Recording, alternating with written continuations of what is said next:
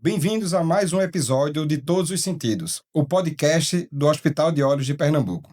Eu sou o Dr. Bernardo Cavalcante, oftalmologista pelo Conselho Brasileiro de Oftalmologia, coordenador da residência médica da Fundação Altino Ventura e atual presidente da Sociedade Brasileira de Córnea. Hoje eu assumo a condução desse episódio e vamos falar sobre um tema que é muito bacana, muito interessante, que é para falar de quem corre, quem pedala, quem nada, ou quem sonha até em começar a fazer exercícios. Vamos falar sobre a prática esportiva e os limites ocultos dela. Aquilo que atrava o desempenho da gente, aquilo que muitas vezes atrapalha a evolução da gente durante o treino e durante o nosso preparo físico. Visão, respiração, treino estão muito mais conectados do que se parece. E a ideia é a gente ter uma conversa hoje bem simples, bem dinâmica, para falar de performance sustentável, né, que isso vem através de uma saúde integral. Não adianta treinar puxado se o corpo da gente está competindo contra outras limitações que ainda nem foram diagnosticadas. E para destrinchar tudo isso que a gente vai falar hoje, eu tenho dois convidados super especiais, amigos do meu dia a dia, que analisam a prática esportiva por modalidades e vieses bem diferentes, tá? Eu queria chamar então o nosso primeiro convidado, que é o Dr. Milton de Souza Leão Júnior, médico otorrinolaringologista, formado em 1989, sócio-gerente e CEO do Hope Otorrino, cirurgião do ouvido, nariz e garganta funcional e estética. Dr. Milton, seja muito bem-vindo, é um prazer tê-lo aqui hoje. O prazer é meu, muito obrigado, Pera. E vamos agora então para o nosso segundo convidado, um grande amigo também, que é o Marcelo Avelar, quem conhece aí já de várias assessorias. Ele é atleta de corrida e fundador da CZN Assessoria Esportiva, né? Foi o melhor brasileiro classificado em Tóquio em 2023 e um dos maiores vencedores de prova de 5, 10 e 21 quilômetros do Brasil. É formado em Educação Física, especialista em Biomecânica da Corrida. Bem-vindo, Marcelo, é um prazer estar com você aqui hoje. Eu que agradeço o convite. Tema super importante, atual para a gente falar. Eu acho que hoje o papo vai ser bom. Para começar, então, preciso falar um pouco do consultório oftalmológico. A gente recebe atletas com queixas. Às vezes não tem nada a ver com queixa de fôlego, de alteração, de que a gente pode ter da nossa performance. Mas às vezes o óculos atrapalha muito, né, a gente de executar determinada atividade. Né? Escorrega no rosto, atrapalha alguma atividade, risco de a gente ter um impacto num contato com bola, alguma coisa nesse sentido, que pode inclusive até machucar. Marcelo, no dia a dia, tu percebe essas dificuldades que não são físicas necessariamente nos teus atletas, nos teus pessoas que fazem assessoria contigo? Cara, na corrida, o óculos, assim, esse lance todo, tem essa parte que você falou aí do risco, tem atleta que se incomoda com o peso do óculos, né? Claro que tem alguns modelos esportivos, tem tudo isso. E você não citou uma coisa que é importante, que é o embaçamento, né, cara? A maior queixa deles é quando embaça o óculos, quando tá aquilo lá tudo. E vou falar pra você uma coisa, os relógios hoje de corrida, que é super interessante, cada dia que passa, os números parecem que são menores, cara. Você sabe por quê? Muitos dados, eu quero saber a velocidade que eu tô correndo, frequência cardíaca, e na hora de dividir essa tela, esse ecrã de dados que a gente chama, o cara vai olhar, eu mesmo, putz, é tanto dado pequeno que você precisa para, às vezes, o cara acha que precisa para correr, que ele vai olhar assim, se ele não tiver usando, às vezes, o óculos, ou tiver com a visão boa, ele não vai enxergar nenhum das estatísticas que ele precisa. Então, existe hoje como você pegar no relógio e colocar 3 dados só, ou 2, você escolhe a quantidade. Quanto menor o número de dados, maior fica o tamanho da letra, e isso acaba deixando o cara com a visão melhor. Mas voltando ao assunto do óculos, tem atleta, tem aluno que se sente ali com peso no rosto, se sente prejudicado no treino e na performance. É interessante que, além desse fator, tem um fator protetivo também, né? Então, quem faz muito corrida de rua, como você, né, Avelar? Percebe que às vezes, né, poeira, outros objetos que podem estar correndo, caindo, né, podem afetar. Então, às vezes, o óculos tem também um efeito protetor, óculos escuro para proteger do sol, tem um fator interessante. Mas essa questão da visão do perto realmente é importante. Sim. E essas métricas, assim, cada vez mais os relógios estão mais modernos, cada vez mais dados, e saber que a gente não precisa também disso tudo para poder, né, fazer a sua performance de corrida funcionar, né? Tem umas siglas aí de dados que às vezes até eu sou pego de surpresa, cara. Tem umas coisas que a gente conhece. Professor, essa semana o meu AVH deu baixo. Pelo amor de Deus, ele vai entender o que é o AVH do cara e tá lá. São métricas, né? Que cada dia que passa a gente descobre mais com a ciência, trazem melhoria para o nosso trabalho, para a gente fazer uma análise de treino. Mudando agora um pouquinho para você, Milton. Quando chega um paciente no consultório, que sem entender, de repente, porque foi encaminhado para o otorrino para avaliar a questão de, às vezes, tontura que pode sentir, às vezes com esforço a gente pode chegar a ter alguma questão de tontura, e que isso esteja atrapalhando. O que é que pode causar, na maioria das vezes, esses sintomas de tontura no atleta? Na realidade, o otorrino, ele deveria trabalhar também com mais intensidade com esse pessoal de atividade física, esportiva. Por quê? São duas coisas muito importantes que a gente precisa ter no dia a dia. Com um atleta é o equilíbrio e você tem que ter uma boa oxigenação. O otorrino é a especialidade que avalia a parte do equilíbrio, as tonturas, um paciente ou um atleta que faz um esforço exagerado, ele pode desencadear tontura durante um treino. E aqui se trata paciente, o atleta deixa de ser paciente nosso, mas que não respira bem, que não tem uma boa oxigenação, ele não vai ter uma atividade, ele não vai desenvolver uma potência ideal no seu treinamento, na sua atividade que está realizando. Então, a importância desse paciente encaminhado por um treinador, encaminhado por uma academia, tentando, ou um técnico de futebol, já operei uns 3 jogadores de futebol que estavam com a dificuldade de desenvolver a sua capacidade física, porque não tinham uma boa oxigenação, não conseguiriam respirar tão bem, e operando o nariz, a gente conseguiu melhorar essa inspiração, melhorar essa capacidade respiratória, e ele poder produzir mais no treino, né? Então, eu acho que a gente recebe muito no dia a dia, mas cada caso é um caso, e a gente precisa identificar qual é a queixa do paciente. É importante estar antenado com isso tudo para entender o contexto realmente do aluno, E do a atleta, do necessidade, paciente, né? para que às vezes você está travado em alguma evolução e às vezes não é o problema, não é ali a sua carga de treino, não é. Às Não, vezes não é. existe algum problema físico que está Só para fazer um link importante, essa captação do ar e do oxigênio no ar, ele é o que se transforma em energia pelo músculo. Então, se o cara tem uma dificuldade na respiração, É o combustível, né? e como é que ele vai ter energia no músculo se o ar não consegue chegar com a qualidade para ele? Então, eu acho que as coisas são. A gente fala hoje muito em multidisciplinar. Então, o treinador às vezes não vai conseguir entender, pô, esse lance da tontura mesmo aí, às vezes o treinador não vai conseguir diagnosticar o que está acontecendo, até porque não é do nosso papel um diagnóstico, mas o encaminhamento para um otorrino pode descobrir, pode ter uma prescrição do que acontece lá e ele devolver para mim um cara pronto para o treino. E isso para a gente é o mais importante. A questão da tontura, citando a tontura, como você disse, o atleta, ele pode desenvolver uma tontura sem ser especificamente do órgão vestibular, que é o órgão do ouvido que dá a noção de equilíbrio e tudo mais, a audição. O paciente que tem num treino, está desidratado, que não tem uma oxigenação adequada, aquele paciente que tem uma rinite intensa, que não consegue respirar bem pelo nariz, isso ele vai desenvolvendo uma perda da sua capacidade de produzir, é como você está dizendo, o combustível não chega à musculatura e com isso o que ele faz? Cansa rápido, começa a abrir a boca para querer compensar a dificuldade respiratória e não produz o que deveria produzir. Importante.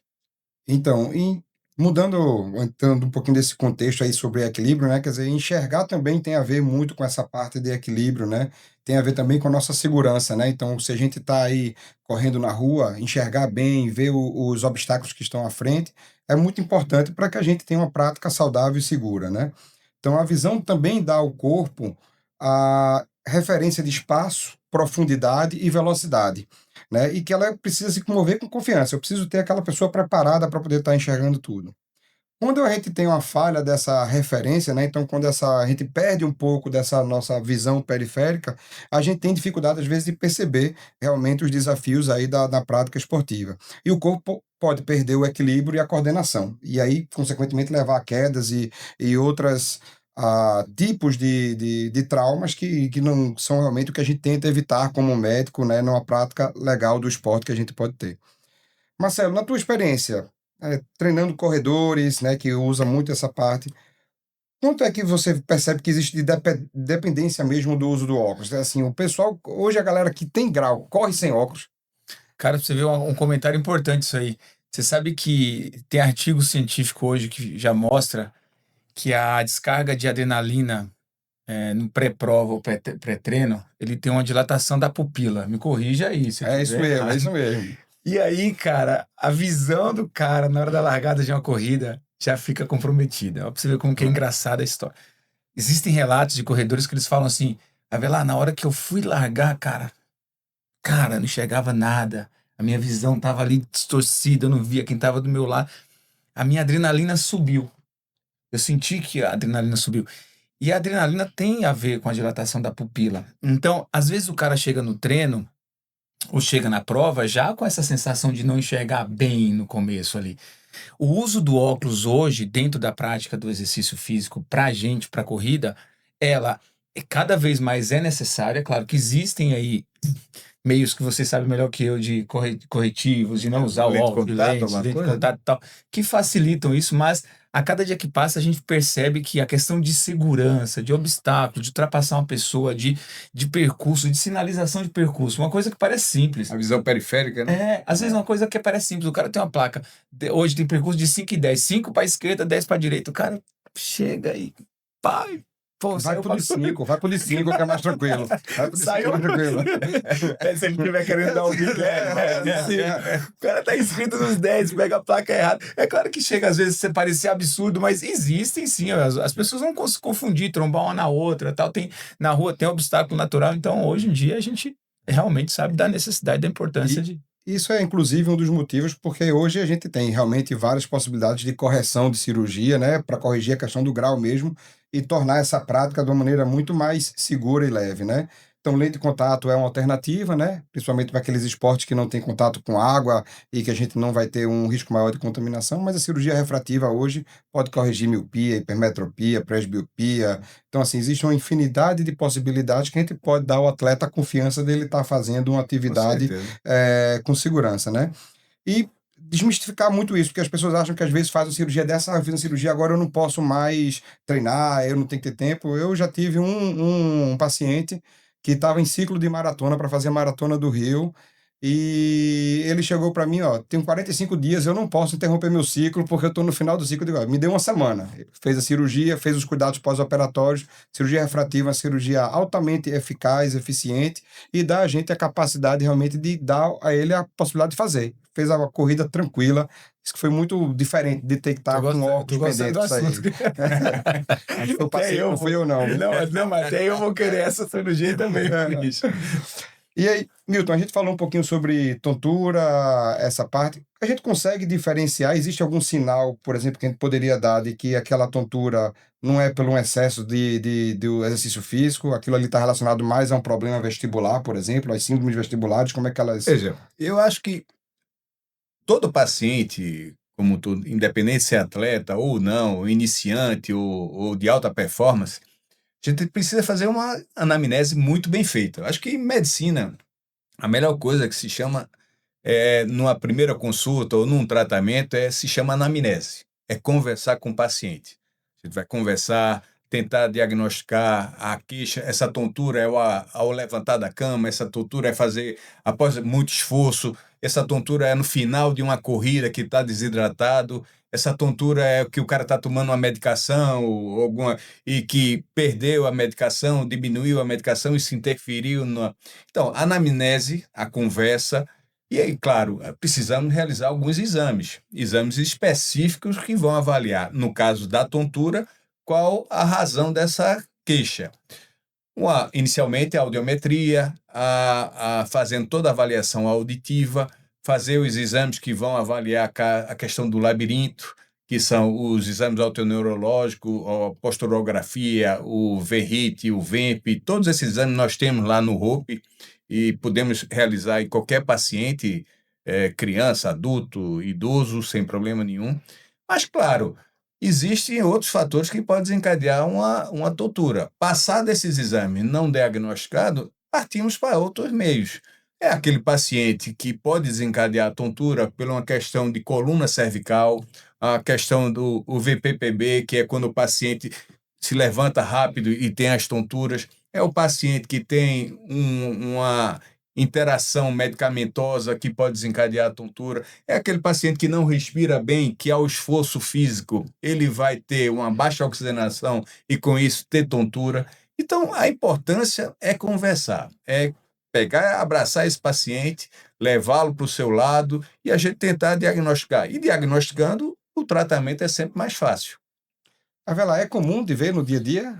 Cara, é bem comum. Só que assim, pelo que o Dr. Milton falou aí agora, até pra gente como treinador, é interessante a gente saber entender isso aí, porque, pô, você vai lá, pega um cara no meio de um treino com tontura, você, pô, não, é labirintite, o cara tá infartando. Exatamente. Então a gente que é da área tem que ficar até atento com isso aí, porque até você levantou no começo do treino uma tontura, pode ser que seja um labirinto, pode ser que seja isso aí, mas chegou no final do treino, o cara tá lá, o cara tá desmaiando no final. Não, fica tranquilo, eu vou fazer uma manobra aqui que é só uma tontura do labirinto, tal, e o cara tá infartando. Então é importante pra gente entender, por isso que eu falei no começo, essa equipe multidisciplinar trabalhando é importante, que fez a anamnese, o cara fez o exame, falou, ó, questão de labirinto, de otorrino não tá, pô, tá liberado aqui e tal. Então vamos partir para a parte de cardio, a parte de excesso de treino, de carga de treino, como que tá esse intervalo de descanso dele, como é que tá a alimentação, inclusive, questão metabólica também, um diabético, o cara que fala em hipoglicemia, Sim. o cara... Então, existe essa identificação é super importante, tanto pro lado do atleta como pra gente, como treinador, saber quem é o público, né? Qual o perfil daquele cara que tá treinando pra gente ter na mão aí essa anamnese e falar, pô, não, peraí, esse cara já tem um problema no labirinto aqui, já de base, então, peraí, não vou ficar aqui desesperado com um possível infarto, porque é um cara que já vem diagnosticado, sim. Né? E os problemas da visão, eles são, às vezes, mais fáceis da gente conseguir identificar, né? Então, assim, o paciente realmente tem uma queixa, às vezes, que leva logo a gente a um diagnóstico, podendo promover uma solução, talvez, mais rápida para o paciente. E a gente falou um pouco sobre respiração, né? E acho que tem uma coisa que está bem pontuada aqui, que é legal, que respirar melhor é correr melhor. Se eu respiro melhor, eu corro melhor, né? Você faz tudo melhor. Tudo melhor. Tudo.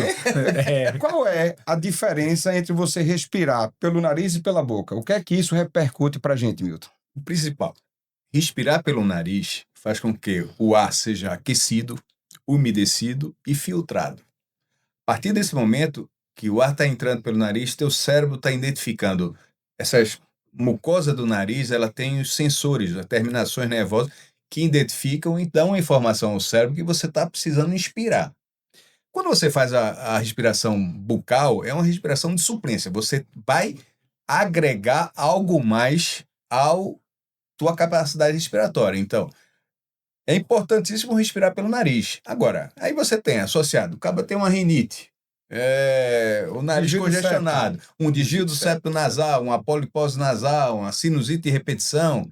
Isso cria essa dificuldade. Ele começa a respirar pela boca para compensar isso. Um atleta, até no aquecimento, eu acho que você vai trabalhando, se exercitando lentamente e vai inspirando. Respirando e inspirando.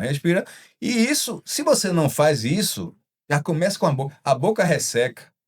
Você já não fica com aquece, começa a hiperventilar. Exatamente, hiperventilar, você começa a cansar antes de começar uma partida, uma corrida, uma andada de bicicleta. Então, essa respiração nasal, com essas questões, é muito importante que ele realize de forma correta. E só vai realizar de forma correta tendo o nariz livre. O ar, ele entra pelo nariz, mas ele precisa ser trabalhado e conduzido ao teu pulmão para poder funcionar corretamente. Numa corrida que você está muito quente ou muito frio, você respirando pela boca, o ar vai ressecar e vai ressecar tudo, e você vai sentir um desconforto enorme na corrida, né? Examinar o paciente, fazer uma videolaringoscopia, uma naso, fazer uma tomografia do seio da face, são exames que vão diagnosticar se ele tem ou não dificuldade de respirar, ver a função respiratória dele. E aí tratar o que é a causa. Se é um desvio, operar. Se é uma rinite, antialérgico, corticoide nasal, lavagem nasal, que é importantíssimo para quem corre. Lavar o nariz é a coisa mais importante. Antes de correr, durante não é difícil, até para beber água é difícil.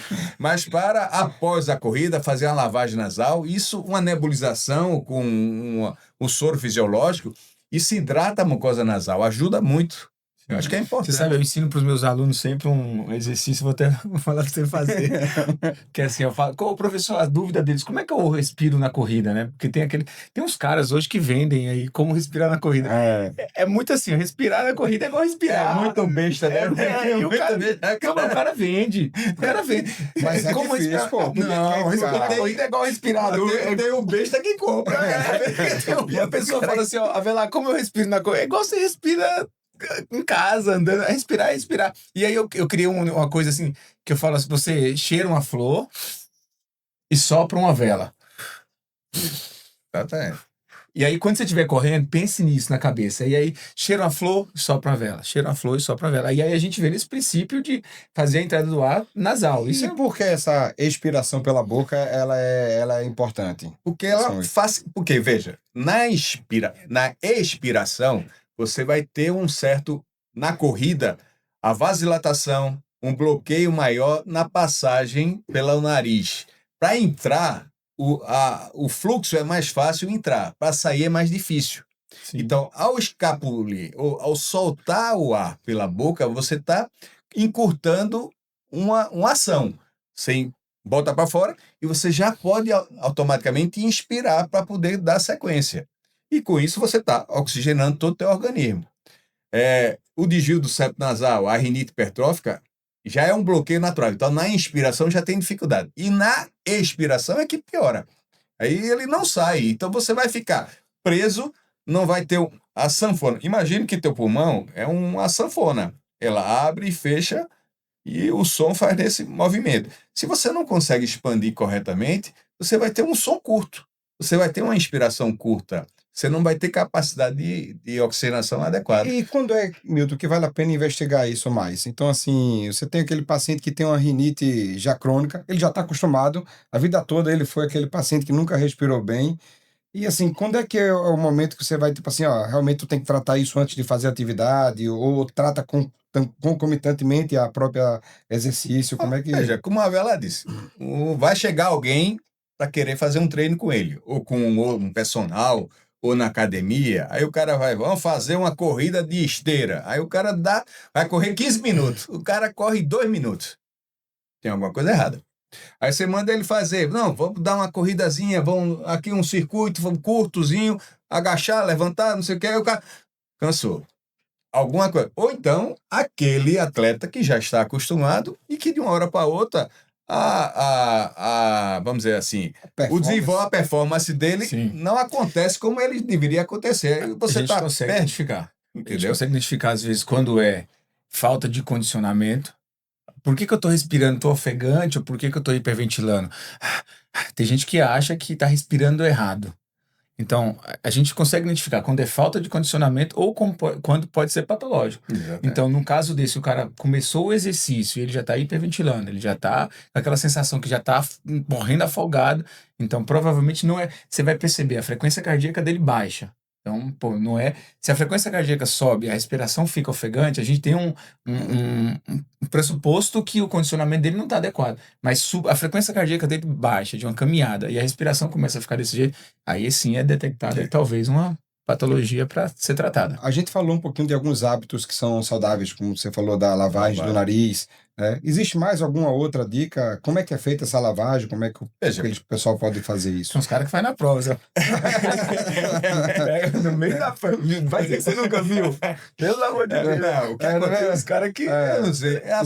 Surgiu um vídeo de uma chinesinha que fazia a lavagem do nariz. Eu acho que foi o maior crime que inventaram na vida, aquela chinesinha. Porque botava a chinesinha para lavar, já botava errado. Porque, veja, pra você ter uma ideia, o septo nasal está no meio do nariz. Então, as estruturas que precisam ser lavadas estão na lateral. São os cornetos nasais, por onde o ar circula e é aquecido, umedecido, filtrado, tudo isso. E você tem as cavidades nasais, que são os seios paranasais. A lavagem, ou com garrafinha ou com a seringa, você vai introduzir, e não é força. A chinesinha você botava, saía um monte de secreção do outro lado, o vidro ia para o inferno. Mas vai botar uma garrafinha ou uma seringa, sempre direcionando para a lateral, aqui, né? Sempre direcionando para a lateral, pelos dois lados, e você vai injetar lentamente. É volume, não é força, não é aquele negócio. Você vai lentamente inspirar e eliminar pela boca. Isso vai fazer com que a mucosa limpe, tire qualquer sujeirinha, secreção, e você vai hidratar essa mucosa nasal. Com isso, é a forma correta. Você vai, ou nebulizar também, você pode nebulizar com soro, temperatura ambiente, isso vai ajudando. São coisas como essa que você ajuda o paciente. Hidratar, tomar bastante líquido é importante também. Eu acho que a hidratação na atividade física, muita gente esquece, né? Esquece. Eu Aqui em vejo... Recife é meio difícil esquecer, né? O calor aqui não deixa, né? Você vê a quantidade de difícil. pessoas que você não está bebendo água. Esquece. Eu, normalmente, atendo com uma garrafinha d'água, adquiri um hábito. Você sabe que tem uns caras que fazem assim, ó. Não tomei água o dia inteiro. Eu lembrei que eu tenho que tomar água. O cara vai e toma 2 litros de vez. Achando que hidratou. Aí ele vai no banheiro e faz xixi dos 2 litros de vez. A hidratação tem que ser a conta boa. Exato. Você está aqui, dá um golinho, atendeu. Então, essa lavagem é importante. Eu acho que é importante. Como também a limpeza, a hidratação do olho, como você refere. Eu acho que Eu uso lente de contato desde os meus 10, 12 anos de idade. Estou com 62. Há 50 anos usando lente de contato. E era das antigas, né, que era mais dura. Mas, veja, é o cuidado. Você vai ter que hidratar, você vai ter que limpar. Tudo é cuidado. Então, cuidar com a respiração é limpeza, lavagem, acompanhar, se precisa de uma medicação, fazer uso corretamente da medicação. E acho que um detalhe assim que a gente pode falar de uso até indevido de algumas medicações, né? Então hoje a gente vê muito vasoconstrictor, né? Então, tanto o colírio que usa para deixar o olho mais branco, quem tem aquela carnosidade, pterígio, essas coisas, como também para desobstruir o nariz, né? E assim, é uma falsa sensação de desobstrução. Você faz uma retração da mucosa através do quê? De uma redução de volume dos vasos. Essa mucosa nasal, não é só ela que esse vaso vai reduzir. Você pode ter uma redução cardíaca, uma redução cerebral. E isso repercutir num pique hipertensivo. O cara vou correr, bota o vasoconstrictor, dá 2 quilômetros, coração está no ataque cardíaco, isso aí é aceleração e o cara vai passando mal e aí vem a tontura, vem um monte de coisa. Vai surgindo uma série de outras coisas, né? A quantidade de pessoas que eu vejo, jovens, que estão tendo infarto ou AVC em academia, na esteira, você vê no jornal, aparece com uma frequência muito grande. É usando medicações que não deveriam ser usadas durante o treino. Mudando agora um pouquinho o assunto, a gente falou muito dessa prepara, do treino, tudo. E aquela pessoa que quer treinar mais, ter mais disciplina, né? Muita gente acha que é só ter motivação, né? A motivação até leva a pessoa a chegar lá, mas se não tiver disciplina, a gente não se movimenta, né, da maneira que deveria acontecer, né? E quando a gente tem muitas vezes o corpo que está competindo contra esses obstáculos que às vezes nem foram diagnosticados, como essas alterações da visão e também a questão da respiração. Na tua experiência real, Marcelo, com teus alunos, o que é que tu observa de entrave principal na saúde? O pessoal chega aí nos médicos, eles não vão muito e começam a ir fazendo por conta própria. Feliz ou infelizmente, a divulgação desses óbitos aí, desses infartos, tem criado talvez uma rotina aí de uma busca pelos exames. É claro que é uma forma que a gente não gostaria que fosse, né? Esperar o pior acontecer com o outro, você presenciar numa corrida, na chegada de corrida. São Paulo, 2 semanas atrás, na SP City, o cara infartou, cruzou a linha de chegada, conseguiu pegar a medalha, falou com a esposa e infartou. Tem sido necessário esses casos, infelizmente, para que as pessoas comecem a ter consciência da procura dos especialistas, né? Dos médicos, dos treinadores. Não adianta você só pegar uma prescrição do ChatGPT ou uma informação da IA e sair para treinar sem fazer todos esses exames antes, sem ter... E outra coisa, tem gente que fala, não, mas eu já fiz exame. Quando você fez? 2023. Você já fez exame... Qual a periodicidade desse exame? Então, de 2023 para cá, meu amigo, você já está com a artéria, se você não estiver fazendo tudo, já está... Ou seja, precisa de uma periodicidade, precisa que isso seja. A periodicidade que talvez que você vá num dentista, talvez nem tanto assim, mas uma periodicidade maior, um exame cardiológico a cada começo de ano, fazer um check-up, fazer toda essa parte para você ir para o exercício, além de segurança, você gerar performance. Porque, por incrível que pareça, até um dente cariado ele aumenta a acidez lá da boca e aí tira a função da proteína que vai diretamente. Ou seja, são coisas que são pequenas às vezes, que se você lá, de forma preventiva, você for para chegar com a gente, com o treinador, com tudo isso na mão, a gente vai fazer um papel super importante na evolução dos treinos. Caso contrário, a gente vai ter esses entraves. Vai ter que estar parando para cuidar de uma lesão, vai ter que estar parando para cuidar no meio uma frequência cardíaca absurda que apareceu. A gente vai ter que detectar isso com feedback e segurar os treinos para que isso volte novamente. Vai ter que. A questão respiratória, a gente vai tentar descobrir o que está acontecendo. Então, esses entraves, eles brecam a evolução. E tem muita gente que acaba desistindo do esporte ou da modalidade por conta disso. E quando tu lida, Marcelo, com um aluno que está querendo evoluir, a gente falou um pouquinho sobre respiração nessa técnica, como é que faz, mas existem algumas técnicas de postura, né? Tu trabalha isso também no dia a dia com os alunos? Eu, como especialista em biomecânica da corrida, eu prezo muito pelo movimento humano, pela parte técnica, né?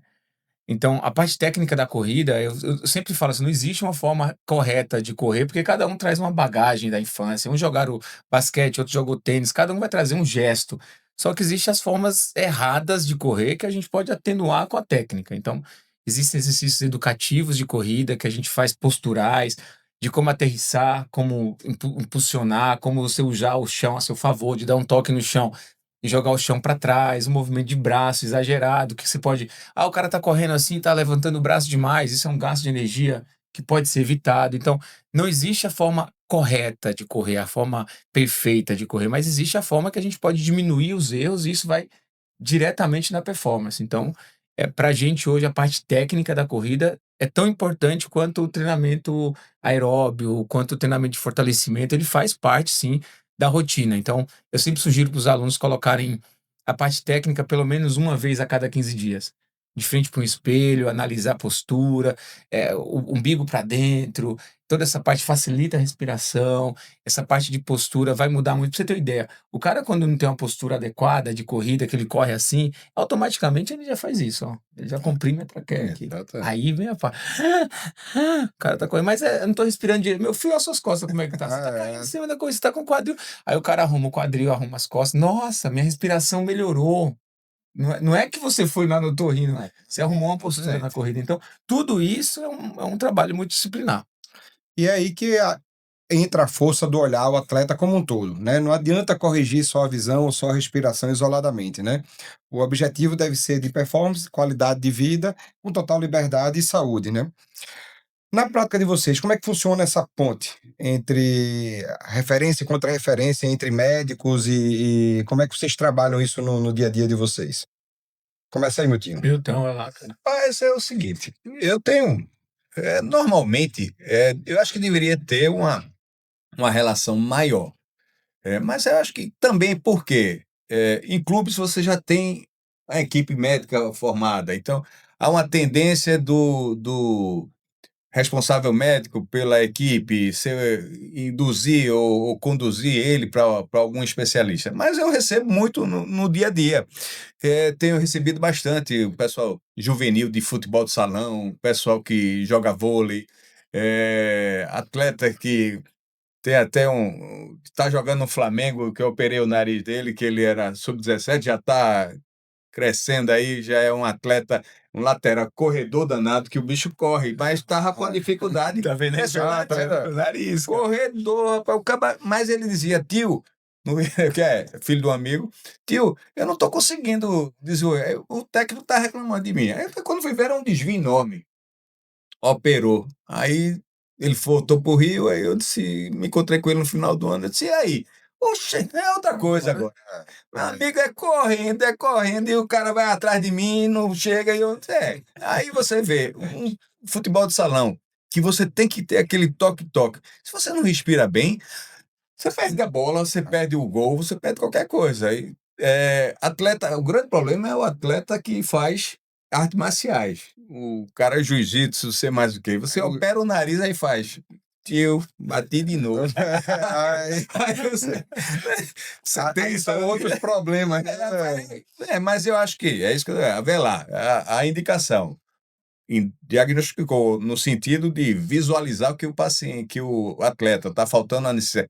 É conduzir, se é para um otorrino, se é para um cardiologista, um endocrinologista, o cara que vai, um neurologista, até um neurologista, que às vezes você tem tantos sintomas que você tem que tentar fechar o diagnóstico.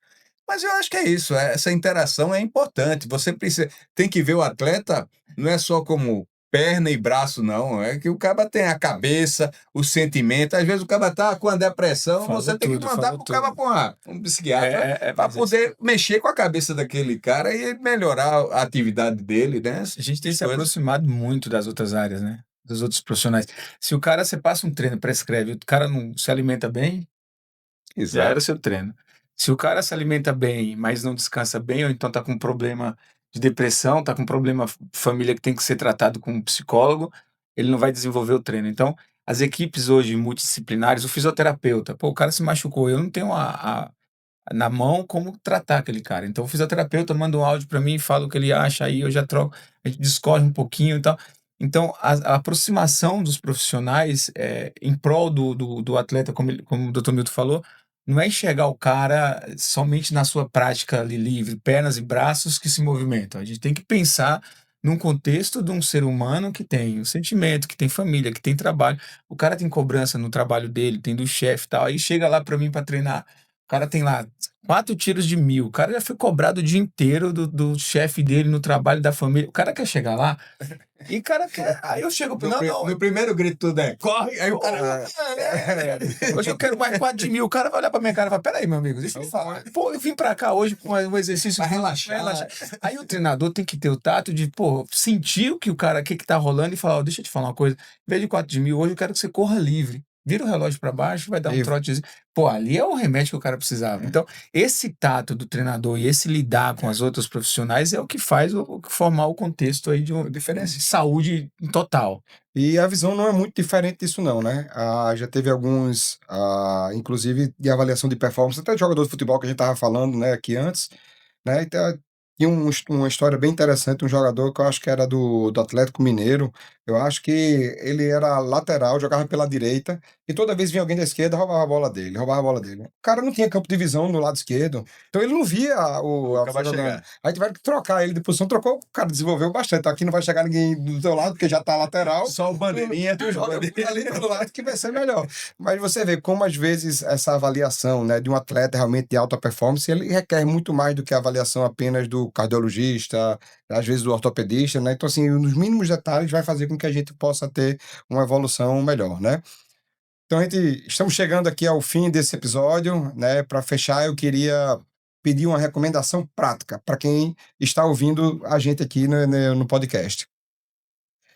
Se vocês pudessem hoje dar uma única orientação para quem pratica esporte, quem está iniciando, até aquele que já é o mais experiente em relação ao desempenho, o que é que vocês dariam hoje de dica para essa pessoa? Milton, vai lá, cara. Bem, eu acho que atividade física você precisa ter um profissional responsável, um técnico, uma pessoa que não é abrir um salãozinho, você é atleta, você vai transformar. Não, tem que ser ligar conhecimento, pesquisar. Hoje a internet permite você pesquisar. Então, pesquisar um profissional bom, competente, o histórico dele, e ao mesmo tempo você vê suas limitações. Eu tenho condições de praticar, correr, eu respiro bem, não. Eu estou falando atividade física que necessita uma respiração adequada ou a visão. Então, procure ver seus limites, se identifique os limites e procure uma solução. Se vai ser resolver um problema de uma obstrução nasal, de uma tontura, de uma deficiência auditiva, porque também correr você precisa ter noção de espaço.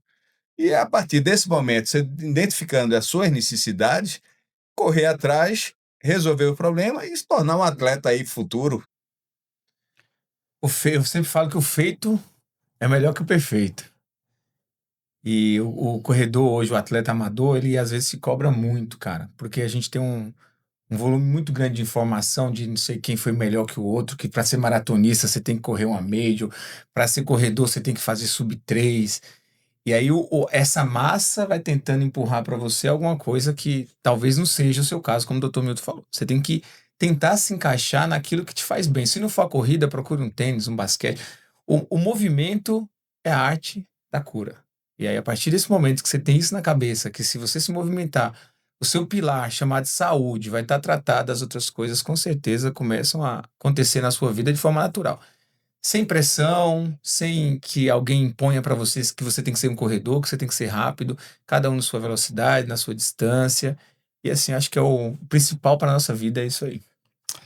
Que conversa reveladora. A grande lição de hoje é performance sustentável, ela vem da saúde integral.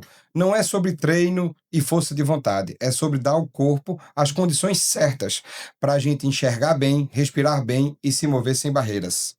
Queria novamente agradecer aí a Marcelo, a Milton por estarem aqui, né? Lembrar que aqui no Hope a gente acredita que cuidar da visão é cuidar da liberdade de viver e de se mover no mundo.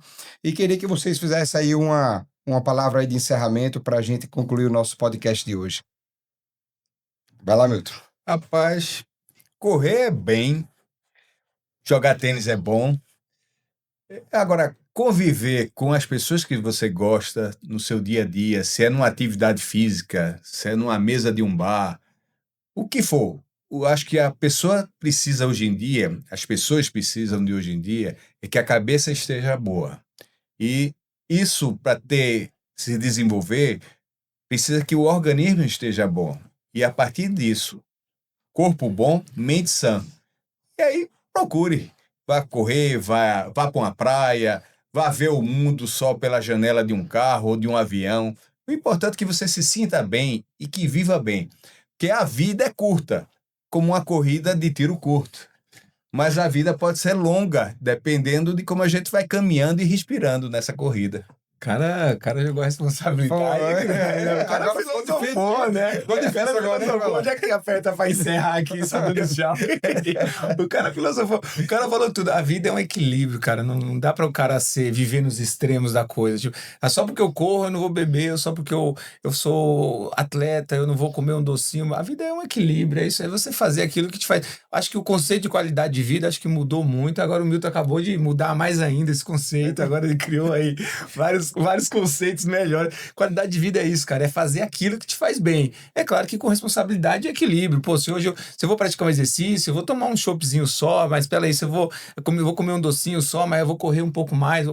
Acho que esse equilíbrio aí, acho que é o que vai temperar a nossa vida e a nossa vida com qualidade. Que não adianta, tem uns caras que falam, viveu até 90, mas viveu, não conseguiu andar. Viveu até 90, até 100, mas viveu com qualidade de vida. Verdade. E a você que nos acompanhou no Todos os Sentidos, muito obrigado pela audiência.